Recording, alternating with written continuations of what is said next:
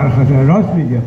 حقیقت هم اینه که پیر و جوان و کودک و زن و مرد هر روز جانشون در انواع مختلف در خطره و هر روز ایده جانشون رو از دست میدن، چه به لحاظ حمل به زندگیشون و فقر و بدبختیشون.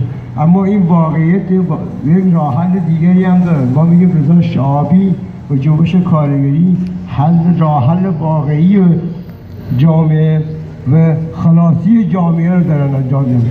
رضا شهابی، جنبش کارگری و رهبران جنبش کارگری دریچه‌ای باز کردن، پرچمی برافراشتن که خلاصی جامعه از فقر و از بدبختی و نجات جان آنها در گروی راه حل جنبش کارگری و طبقه کارگری که میتونه جامعه رو به آسایش برسونه، دریچه و پرچم سوسیالیسمی که میتونه تنها راهیه که میتونه اون جامعه رو از شر و بدبختی نجات بده. ما داریم جامعه رو، مردم جامعه رو تشویق میکنیم به این سبب که تنها راه حل جنبش بدبختی تو جامعه، جنبش کارگری و سمتشون احساس و مسئولیت بکنن نسبت به جنبش کارگری، به رهبران جنبش کارگری، به رضا شهابی، محمود صالحیان.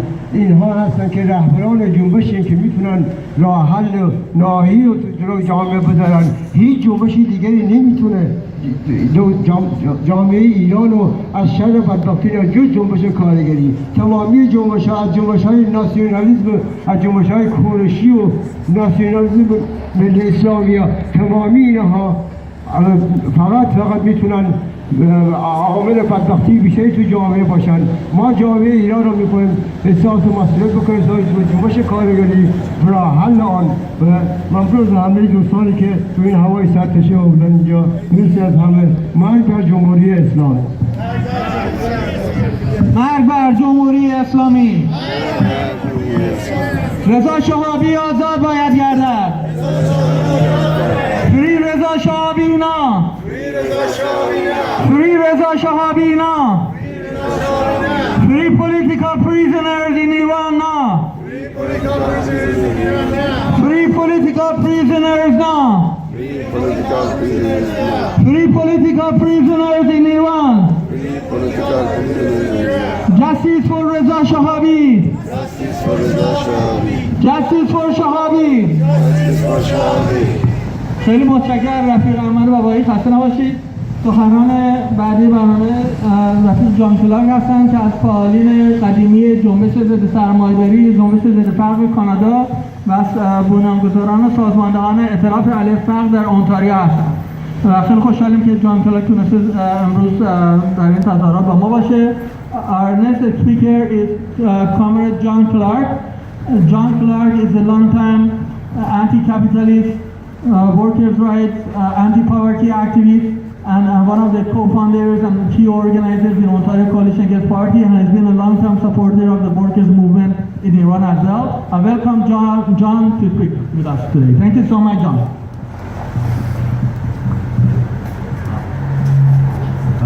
Thank you, comrades. When I took the request to attend this rally to the meeting of the Ontario Coalition Against Poverty, everyone enthusiastically agreed that we should come and here today to show our support and our solidarity with Reza Shahabi and with all imprisoned trade unionists in Iran. I want to say that the demand that Reza be unconditionally released is a natural and a just demand on several bases. First of all, he is in prison when he has committed no crime. By any reasonable stretch of the imagination, by any justifiable legal code, to unite with other workers to try to improve working conditions and win better wages and challenge conditions of exploitation cannot be considered a crime. And trying to dress it up as some threat to state security, some anti-state measure, is a shabby evasion and a great injustice. And so Reza should go free because he is not a criminal and he has committed no crime. But secondly, it is also true that if a state is going to place someone in jail, even for a crime that they have committed, they are under an obligation to take care of that person's basic welfare, their health and their safety. And right now we have a situation where Reza has had a stroke, possibly 2 strokes, where without serious, intense medical attention, his life is going to be in danger. So to be brutally frank, what is happening is that a man who has committed no crime has been sentenced to jail, and that jail sentence has in effect become a death sentence. In effect, they are allowing him to face the risk and the possibility of death, and that by any stretch of the imagination is utterly indefensible. The third point I want to make, however, is that we are standing here on the streets of Toronto. This is a city where 40% of the world's mining capital is raised. And so the Canadian state is in no position to wax pious and indignant on the issue of workers' rights and human rights, because Canadian corporations across this world are engaged in the same brutal exploitation of workers. And so we don't rely in calling for justice for workers in Iran on Western intervention and so-called higher Western standards. We rely on international workers' solidarity. And one of the fundamental principles of that system of workers' solidarity is that an injury to one is an injury to all.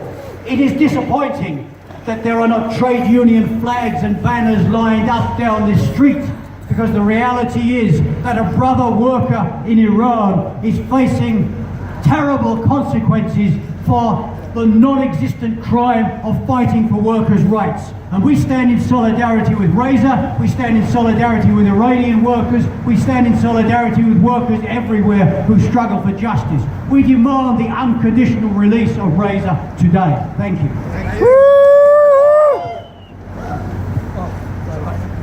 Thank you so much, John. That was great. An injury to one is an injury to all. Is injury to one is injury to all. An injury to one is an injury to all. An injury to one is an injury to all. Long live workers' international solidarity. Long live worker international Long live solidarity. workers' international solidarity. Long live worker international Free solidarity. political prisoners in Iran. Free political prisoners in Free Iran. political prisoners in Iran. Free political prisoners in Free Reza Iran. Shahaabi now. Free Reza Shahaabi Free now. Reza Shahaabi now. Free Reza Shahaabi now. دوستان خسته نباشید. سخنران بعدی تظاهرات امروز رفیق شاهین خلیلی هستن، حزب کمونیست ایران. تشکر میکنم از حضورتون. رفقا خسته نباشید. میرم هوا سرد و حدود 1 ساعت اینجا هستیم. من حرفامو اینطور شروع میکنم که ما اگه به وضعیت کنونی جامعه ایران نگاه کنیم، ما با یک لیست بلند بالایی از فعالین سیاسی و کارگری در برگ مواجه هستیم. چرا امروز مشخصا از رضای شهابی داریم دفاع میکنیم؟ به این دلیلی که رضای شهابی نماد تفکری هستش که تنها راه نجات و بسته شدن زندانهایی هست که این نوع اشخاص و این نوع رفقا در اون دارن به سر میبرن. سرنگونی رژیم اسلامی تنها ضامن وجود یک جامعه عاری از سرکوب علیه جوانان، زنان، ملیت‌ها و طبقه کارگر به طور مشخص خواهد بود. این رفقا از جان خودشون، از زندگی خودشون و از کل آن چیزی که برای خانواده و آینده خودشون باید داشته باشن مایه گذاشتن. حضور در جمع‌های این چنینی چه در داخل کشور چه در خارج کشور نماد حمایت بین‌المللی از این رفقا و سپاس و تشکر از مبارزه‌ای است که اکنون در خود سیاه‌چال‌های رژیم اسلامی هم دارن این مبارزه رو پی میگیرن و خستگی ناپذیر در مقابل تمامی فشارهایی که این رژیم با انواع اقسام ابزارهایی که در اختیار داره بر اینها میاره مقاومت میکنن. ثمره این مبارزات آزادی محمود صالحی بود در 1-2 هفته گذشته.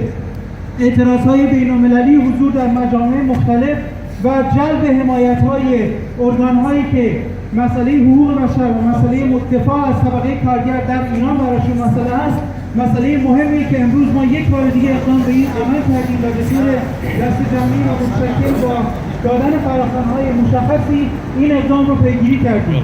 حضور در میدان مبارزه در خیابان برای دفاع از طبقه کارگر و فعالینی چون رضا شهابی از ملزمات ادامه مبارزه طبقه کارگر در درون جامعه ایران هست. امیدوارم که بتونیم در اسرع وقت با تشکیل این مبارزات و با جلب حمایت‌های بین‌المللی بیشتر شاهد آزادی هرچه سریعتر رضا شهابی و سایر فعالین سیاسی و عزیزانی باشیم که در بند رژیم اسلامی هستند. سرنگون با رژیم جمهوری اسلامی، آزاد گردد رضا شهابی. خیلی ممنون.